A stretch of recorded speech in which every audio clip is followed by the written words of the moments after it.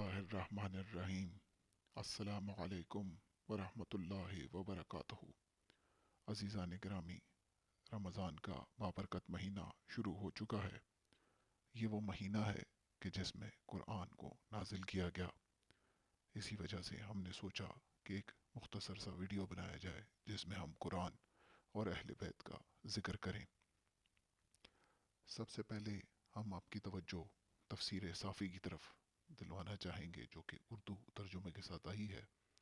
یہ تفسیر صافی کی پہلی جلد ہے، جلد نمبر 1۔ اس کے صفحہ نمبر 16 کے اوپر اگر ہم دیکھیں تو علامہ سید رضی جعفر نقوی صاحب نے گفتار مقدم کے نام سے اس کا ابتدائیہ لکھا ہے، اور اس کے اگلے صفحے پر اگر آپ جائیں گے صفحہ نمبر 17 پر، تو فرماتے ہیں یہاں پہ سورہ رات کی آیت نمبر 31 کی طرف وہ حوالہ دیتے ہیں کہ جس میں اللہ تعالیٰ فرماتا ہے بسم اللہ الرحمن الرحیم وَلَوْ أَنَّ قُرْآنًا سُيِّرَتْ بِهِ الْجِبَالُ أَوْ قُطِعَتْ بِهِ الْأَرْضُ أَوْ كُلِّمَ بِهِ الْمَوْتَى بَلْ لِلَّهِ الْأَمْرُ جَمِيعًا۔ ترجمہ وہ یوں کرتے ہیں، اور اگر وہ قرآن جس کے ذریعے سے پہاڑ کو چلایا جاتا یا اس کے ذریعے سے زمین کی مسافت طے کی جاتی یا مردوں سے گفتگو کی جاتی، بلکہ ہر معاملے کا اختیار اللہ ہی کو ہے۔ جس کے ذیل میں مفسرین کرام نے تحریر فرمایا ہے کہ اس آیت اس آیت میں حرف لو کا جواب محذوف ہے۔ محذوف مطلب حذف کیا گیا، اس کا جواب یہاں پہ آپ کو مل نہیں رہا، وہ نکالا گیا ہے۔ اور جو ہے جواب وہ کیا ہے، تو فرماتے ہیں اور وہ جواب محذوف کیا ہے، لکانا حاضل قرآن، یعنی کہ اس لحاظ سے اس آیت کا مطلب یہ ہوا کہ اگر کوئی قرآن ایسا ہے کہ جس کے ذریعے پہاڑوں کو چلایا جا سکے یا زمین کی مسافت کو طے کیا جائے یا مردوں سے گفتگو کی جا سکے، تو وہ یہی قرآن ہے۔ حوالے کے لیے ملاحظہ فرمائیے تفسیر مجموع البیان، تفسیر برہان، تفسیر صافی۔ یعنی قرآن مجید کے اندر اللہ تعالیٰ نے یہ اعجاز رکھا ہے، یہ صلاحیت رکھی ہے کہ اس کے ذریعے سے پہاڑوں کو چلایا جا سکتا ہے، اس کے ذریعے سے زمین کی مسافت طے کی جا سکتی ہے یا مردوں سے گفتگو کی جا سکتی ہے۔ اگر ہم الکافی کی طرف توجہ دیں، یہ الکافی ہے، یہ بنیادی طور پہ 5ویں جلد ہے الکافی کی۔ اگر آپ دیکھیں اس کے آن لائن ترجمے کو ہم نے جو PDF میں حاصل کیا ہے، اصول کافی جلد نمبر 5، اور اس کا جو صفحہ نمبر ہے وہ ہے 298۔ تو اس کے اندر ہمیں یہ حدیث نمبر 16 میں ملتا ہے کہ علی ابن ابراہیم نے اپنے والد سے، انہوں نے ابن ابی عمیر سے، انہوں نے معاویہ ابن عمار سے، اور انہوں نے امام ابی عبداللہ الصادق علیہ السلام سے روایت کی کہ امام فرماتے ہیں کہ اگر سورہ حمد کو 70 مرتبہ آپ کسی مرے ہوئے پر پڑھ لیں، اب یہاں پہ اس کا ترجمہ مسنگ ہے، یہاں پہ یہ لکھا ہوا ہے کہ اگر آپ میت کے اوپر 70 دفعہ پڑھ لیں اور وہ جی اٹھے تو کوئی یعنی کہ وہ زندہ ہو جائے تو کوئی تعجب کی بات نہیں ہے۔ وہی والی بات کہ قرآن مجید کے اندر اللہ تعالیٰ نے یہ صلاحیت رکھی ہے۔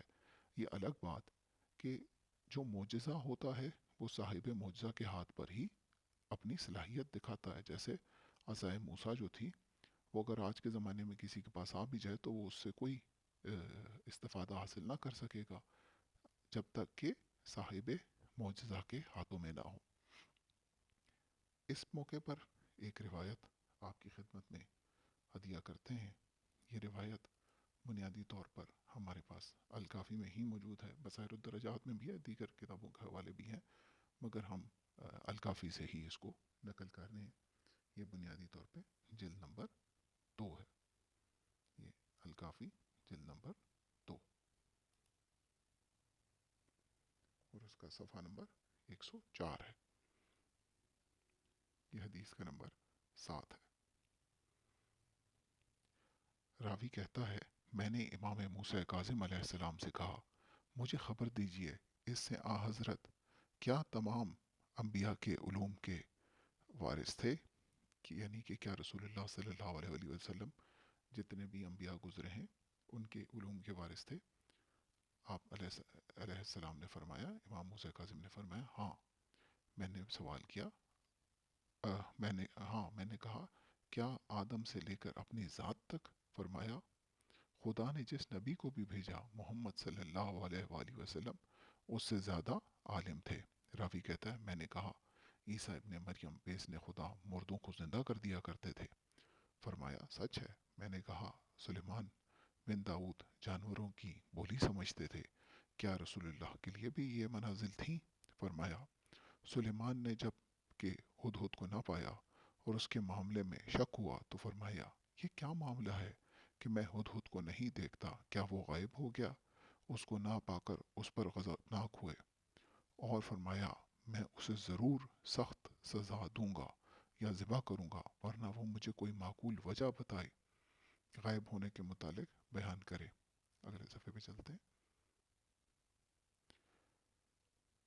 یہ غصہ اس لیے تھا کہ وہ رہنما تھا چشمہ آب تک لے جانے کا، پس اس طائر کو وہ چیز عطا کی گئی تھی، طائر یعنی پرندہ، طائر کو وہ چیز عطا کی گئی تھی جو سلیمان علیہ السلام کو نہیں ملی تھی، حالانکہ ہوا، چیونٹیاں، انسان، جن، شیطان اور سرکشوں کو ان کا تابع و فرمان بنا دیا تھا، لیکن وہ ہوا کے نیچے پانی کا حال معلوم نہ کر سکے، اور ایک پرندہ اس کو جانتا تھا۔ اور خدا قرآن میں فرماتا ہے اگر کوئی کتاب ایسی ہو سکتی ہے کہ اس کے پڑھنے سے پہاڑ چل نکلیں اور زمین ٹکڑے ٹکڑے ہو جائے، یعنی زمین کا فاصلہ آپ تیزی سے طے کر سکیں، ٹکڑے ہونے کا مطلب بنیادی طور پہ یہ ہے، اور مردے بولنے لگیں تو وہ یہی کتاب ہے، اور ہم اسی قرآن کے وارث ہیں جس سے پہاڑ چل نکلیں، شہروں کے ٹکڑے ہو جائیں اور مردے جی اٹھیں۔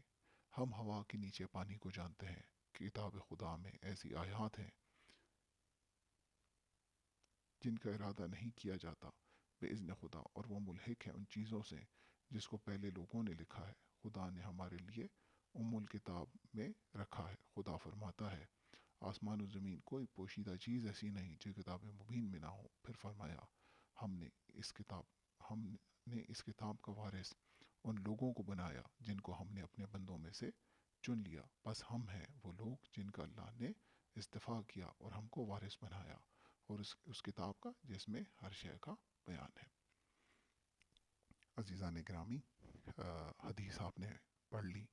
اس حدیث میں امام علیہ السلام نے قرآن کے متعلق یہی بات کی کہ قرآن کے اندر یہ صلاحیت موجود ہے کہ اس سے آپ پہاڑوں کو پہاڑ چل پڑیں گے۔ آپ کو وہ عیسائیوں والا واقعہ یاد ہی ہوگا، مباہلہ کے موقع پر یہی بات کی گئی تھی کہ ہم ایسے چہرے دیکھ رہے ہیں کہ جو پہاڑ کو چلنے کا کہیں تو پہاڑ چل نکلیں۔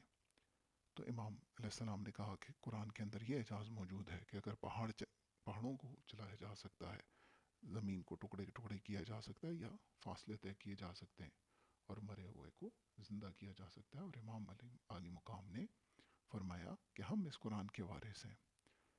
تو جو بھی صلاحیتیں قرآن کی بتائی گئی ہیں وہ ان کو امام علیہ السلام نے اپنی طرف اس کو پوائنٹ آؤٹ کیا۔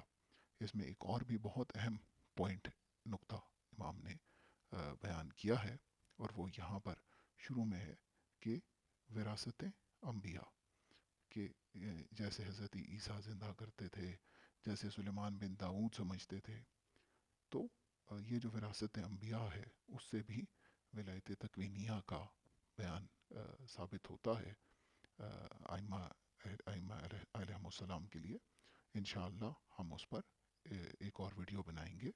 یہ ہماری اس سلسلے کی پہلی ویڈیو ہے، کوشش کریں گے کہ اس پر کچھ مزید آیات و روایات بھی آپ کی خدمت میں پیش کی جا سکیں۔ اپنی دعاؤں میں یاد رکھیے گا۔ السلام علیکم ورحمۃ اللہ وبرکاتہ۔